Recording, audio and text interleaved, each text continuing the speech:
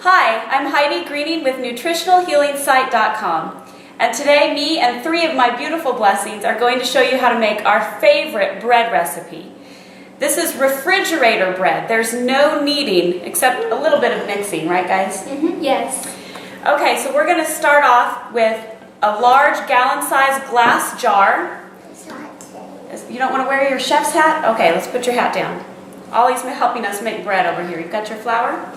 Okay, we're going to put in 6 cups of freshly ground flour. We use kamut flour and sometimes spelt.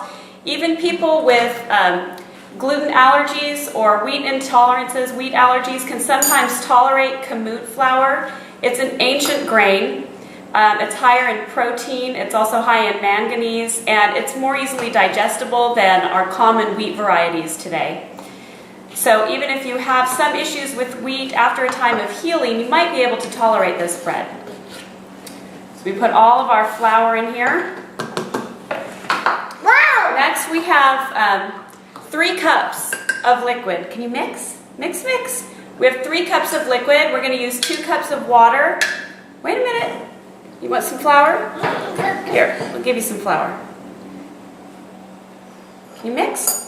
I'm using 2 cups of water and 1 cup of buttermilk. If you soak your flour in an acid like lemon juice, or in this case buttermilk, it actually helps break down some of the hard to digest proteins and starches and makes the vitamins and minerals in the grain more bioavailable for your body. So we're going to mix 1.5 tablespoons of yeast in our water. Yeah?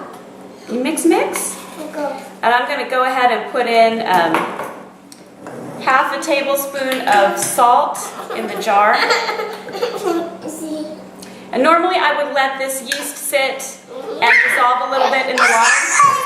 That's okay, let it go. We can have some flour. Normally I would let this dissolve for a little while, but for the sake of our recipe today, we're just going to go ahead and pour it in.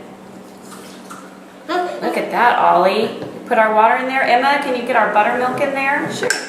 And Ollie's going to start the mixing. Watch your hand. Yeah, Ollie, move the hand. So, after they get that in there, good job. Then Colin, well, we'll let Ollie do it this time. Colin, is that okay? That's okay. Unless you can't mix them. Ollie's going to mix it for us. That's fine. So after it's been mixed, we usually do it by hand. Just reach your hand in the jar and mix it all up so all the flour is incorporated with the liquid. Then it's going to look like this. You let it sit on your countertop for a couple of hours so that you can see the rising starts and the bubbles start to happen. And then you put a lid on it and put it in the refrigerator, and then whenever you're ready to bake your bread dough is ready. And the rising process has actually done all of the kneading for you, so there's no hand kneading. So when you're ready, just grab some handfuls of your dough. And I like to bake in stoneware. It just bakes more evenly. Makes for a really nice loaf of bread. And you just spread that batter out in your pan.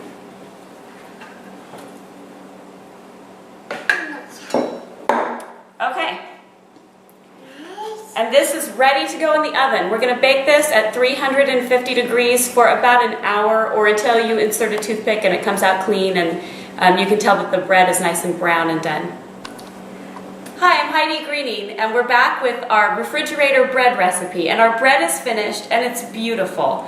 You can see that this loaf of bread, we've already cut into it because we just couldn't wait. It's nice and tall, it rose perfectly, it has great texture, and you're even getting the qualities of a sourdough bread, even though it's a yeast dough, because it actually did a little fermenting and breaking down in the jar while we had it in the refrigerator. So this is a highly nutritious bread and super quick and easy. I put my ingredients together, the kids love to help me, we stick it in the fridge, and then whenever we have time or I see we're running out, I just pull the dough out, pop it in the oven, and we're ready to go. We have bread in an hour at least.